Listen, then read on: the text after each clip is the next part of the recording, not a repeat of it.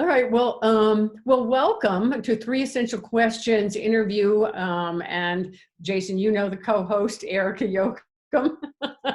And and our guest today is David Wolf. And so we're wanting to keep these interviews to like 15 to 30 minutes every Thursday morning at 9:30. And we're going to be asking every guest the same question, at least for the time being. We might change those questions as time progresses, but we'll see how that goes. So, and David, we're so glad that you're participating today. Thank you. Thank you for having me. So, David, your company is called Audio Vita. Am I pronouncing that correctly? Not quite. It's Audivita. Actually, easier than what you said. Yes, one less syllable anyway. Okay. All right. Yeah. It means the sound of life. That's the, sort of derived from Greek. Yeah. Mm-hmm. Like that. Yeah. So do you want to take a moment and just kind of share what your... Sure. I'd love to do that. Thank you so much, Pam. So Audivita is what I like to call a virtual production company. We have a range of things we do and growing. The range really is from content development all the way over to production. So we produce audiobooks, podcasts. We're introducing ebook production as well now. So we have a range of things we do for wisdom leaders, thought leaders, people that are speakers, authors, of course. We work directly with publishers. But it's a space where people are generating content or looking to generate content and then get it out into the world. Our tagline is connect your voice to the world. So yeah. Okay. We have a team of about 15 audio professionals that work with us. Everyone's 1099. They're spread out all over the country, and a couple of them are actually international. And we have a service where we record. A lot of our recording is done almost entirely now, of course, but even before the pandemic, remote recording. And that's one of the features of particularly the author side of our business, the audiobook side, where we're enabling people to not have to go to a studio. And they can simply record high quality audio from their own home. And we use some technology to help that happen. So that's the short version. Yeah. Yeah. And so your primary client are authors, speakers, thought leaders. We work with publishers. We work with author services companies that are not publishers, but they help package and create material for authors, ghostwriters and such, consultants that do that sort of work. And then on the other side, the businesses, nonprofit organizations that want to do podcasting. We have about at any given time from 12 to 20 shows in production on the podcast side. Wow.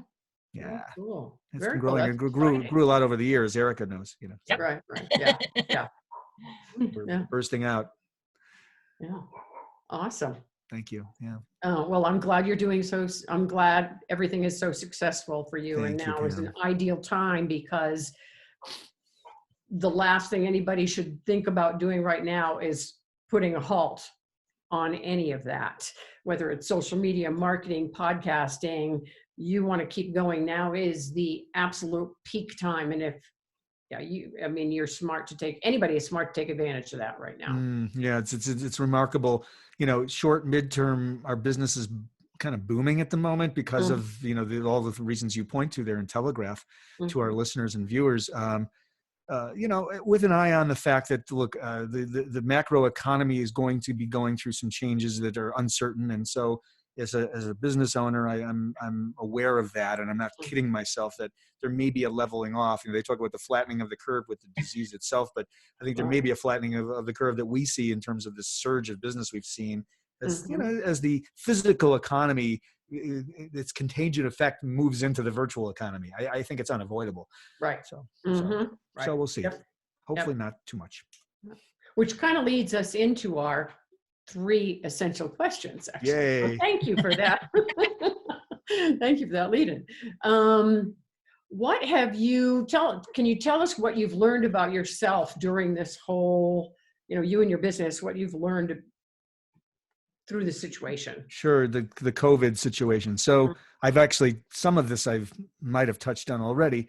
But on a more personal level, so I'm really grateful because what I didn't know is that the company that I created was actually pretty well positioned for this kind of encounter. And, the gratitude goes along with some cautious optimism. Right. And as you said, I also feel that, I'm investing in new ways to grow coming out of this, this period of time that's uncertain as well. And Mhm. so what I've learned is, and I've always felt I was fairly resilient, but this is really testing a lot of us. For me, I was already a work at home guy, and I have been for many, many years. Even when I was producing music, a lot of our studios were associated with the home. I stumble out of bed and I'm there. And I really didn't like the idea of commuting, and I thought it was highly inefficient. So again, it's sort of, I'm pleased that that's the life I'm leading, and that it fed into this situation. I am, however, I'm a guy that meditates twice a day. I practice TM. And as a friend of mine said yesterday, it sounds like you're doing pretty well. And my answer was, well, I think it is helping me manage whatever emotions we're all feeling. For me, Mhm. I'm feeling, the lack of mobility, the inability to go out to socialize with people, all the normal things that everyone's feeling. I'm feeling them too. I Mhm. think that meditation for me has helped, sort of keep it out there, which is what it tends to do with everything. And you don't take as much of it in, and you're able to observe things a little bit at a distance, which has been really, really helpful. And so I've been into this for about 3 years, and it really has served me well to survive emotionally. I'd like to be able to travel again. And I think there's a sort of overlying or underlying disappointment we're all feeling, because the event we were going to go to is not going to happen. The book expo in New York is now a hospital. Mhm. The people are losing their lives. I don't know anyone personally that has the virus or has lost their lives, but the media is full of it, and there's a lot of just disappointment about what the future might have been had this not happened. And so I'm finding that I'm coping with it fairly well, Mhm. but easier to do when you're not affected directly. Mhm. Right. Exactly. So Yeah. hopefully Yeah. that's helpful. Mhm. Yeah. Yeah. And I think even if you, yeah, the anxious part comes in with not knowing. It's the Yes. not knowing what Yeah. is The going to happen. uncertainty. What's the Yeah. next thing? Yeah. The uncertainty. Yeah. Absolutely. Mm-hmm. Mm-hmm. Well, you've kind of answered question number two. How have you or your business responded to the situation? So, So I can hit it a little harder, lean into it a little more, Erica. So we're forming new strategic Mhm. partnerships, and growing the business in ways that are, again, leaning into the positioning of the virtual business. So our market, by definition, everything we do is online. We don't deliver anything that's in the physical realm. So we're just leaning into that. I'm launching a new podcast course now that's sort of a side hustle, and that'll be out on the Kajabi platform. It'll be available. It's called Podcast Power Launch, and I was recording this long before the COVID virus Mhm. hit, but now here we are. So that'll be available soon. We're beta testing it now with a few guinea pigs, and so far the feedback is pretty good.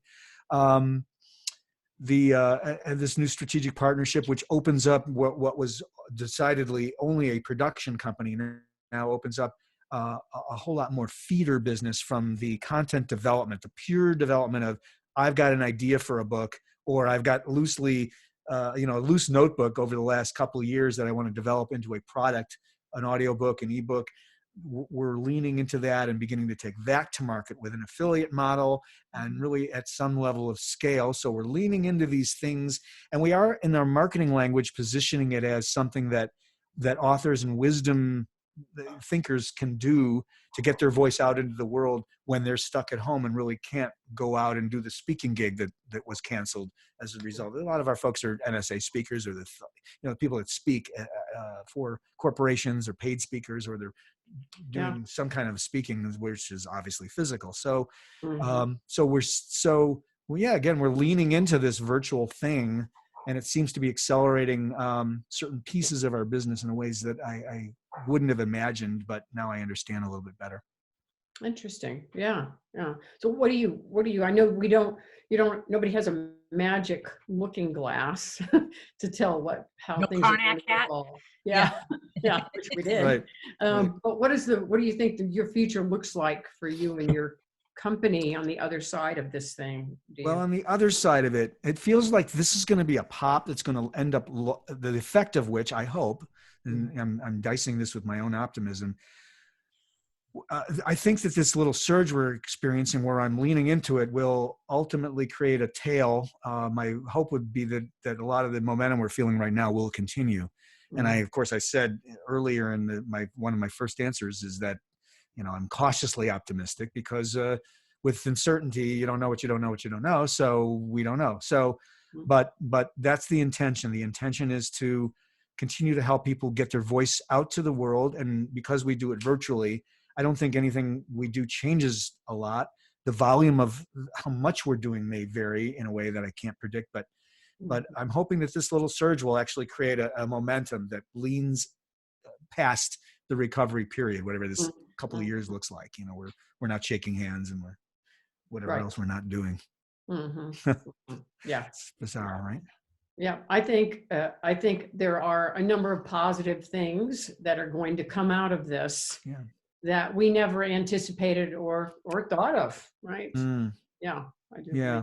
Yeah, absolutely. So I'm tending to feel more that way, but I'm a glass half full kind of guy. I'm sure there are those of us out there that are feeling, look, if you're in a certain sector of the economy, this is just a devastating time. Yeah. I again, it's back to gratitude, man. I really, really understand how lucky we are. And I have two boys. One's in the banking system, so that's essential. So he's working and very hard because they're delivering, the PPP. Now there'll be more funding, and then they'll kick up again. He's very busy, and he's doing things he wasn't doing before. My other son is in the call center business, so also a virtual. They all switched to work at home. 400 agents went. Zing. Wow. So I'm sort of seeing it outside of my own business too. But we're all so lucky that we haven't been directly. We're not at the epicenter like restaurants, and I've been in that business. I understand the meaning of daily revenue and how critical that is to survival.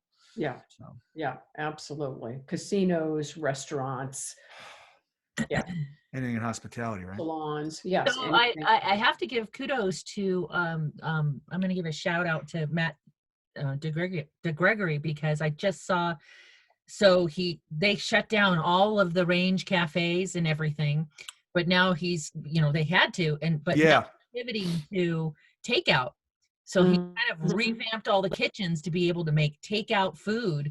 They're not a takeout restaurant, but he realized, well, this isn't just going to be a week, 2 weeks. Now we're into 30 days already, and this is how he's going to keep things moving and keep the lights on and that type of thing. So I think what I'm really appreciating is seeing the ingenuity of people come out, seeing people go, oh, well, okay, I can't do that anymore. So I'm going to switch it up and do this. And I have a restaurant client who they have drive-throughs, which has been great because that's what's keeping their doors open. They already had drive-throughs, but they're creating things like packages they're calling them like emergency burrito box. And it's all of the ingredients that they put into their burrito, but it's not assembled. So you take it home to your family and put together when it's hot and warm and that type of stuff. And they're doing the same thing with tacos and all that. And again, it's that ingenuity that's forcing people to think outside the box. Exactly. Or in this case, inside the box, but not. This idea of a pivot. Right. The idea of a pivot. And it's challenging because they have to clear. Some of their staff is clearly not employed right now. They take their core staff and they pivot with that in an effort to keep the business somewhat viable so that when things relax again and on the social distancing side, they can begin to bring people back in gradually. But still so difficult, but the ingenuity is amazing. I mean, there's a lot of creativity being forced. I would like to think that it's a bit of a reset, hopefully, for a lot of thought processes along the ways. Like I think a lot of companies, like the one that your son works for, they'll come to realize, oh, it can be done at home. It does. We don't have to have the huge buildings of. We don't have to have the huge carbon footprint. We don't have to have the 2.5 hour a day commute and all of that in our lives. That if we can get the same productivity level of maybe even more, sometimes less, but there's always that person, but usually they see an improvement because like you said, you roll out of bed and you're there. Right. You know, it becomes It more changes of a your flow efficiency. instead of a set thing. For me anyway, that's how it Yep. happened with me. Yeah, Mm-hmm. absolutely. Yeah. Yeah. Yeah. I mean, we've seen, oh, okay. Jason has a question. Jason is asking, what other gay-owned businesses use Audivita to boost their operations? Do you know? Yeah. No, Yeah. what Yeah. other, the question, repeat the question again, please. This is for, what other gay-owned businesses use Audivita to boost their operations? Oh, I don't know that we have any gay clients at this point right now. We may not. It's not something that we ask. Yeah, right. Yeah. Yeah. If they volunteer the information. Yeah. And a lot of the clients they're all over the nation. I mean, it's interesting because the team, I'm speaking because I'm part of the. You're putting the other hat on. Yeah. It's funny because we have these clients all over the nation, but the core team, it seems, has all been right here, which is very cool. But the clients are all over the place. We have a lot of geographic diversity. Certainly, I've served authors. There's an LGBTQ author. She's very well known, but I'm having a senior moment. She's located in New York. Jennifer Brown. Brown. She's a very well-known speaker in that space. We did her audiobook a couple of years ago, but it's not current it's not the moment. This is maybe 3 years ago. We did her book and we did record her remotely. Oh, cool. Complete with her cat sound. So she has a cat that would climb up and the microphone would pick up her purring. It was a challenging session. She was a delight. Absolute delight. I think sometimes people love that kind of thing. It's like seeing famous personalities at home without makeup and without their hair done, right? There's you have intrigue. a different perception. Realness. Absolutely. Yeah. Realness. Yeah. Right. Absolutely. All right. Okay. Well, thank you so much. Thank you for having me. This is a delight to be with all of you, and a nice surprise. Thanks for inviting me on. You're very welcome. Thanks for joining us on our inaugural episode here. We're hoping that I think it's going to be interesting to see to have these questions from different thought leaders and business owners. Absolutely. And who knows, maybe it shakes something loose in somebody else's head and they can then facilitate that pivot for their own business. Right. Absolutely. Yep. And Jason, thank you for being a guest today as well. Thank you for. Jason, good to see you and good to meet you. Thank you. All right. Everybody have a great day. Cheers. Enjoy your days. Stay safe. You. All right. You Be well. Thank you. Bye. Bye.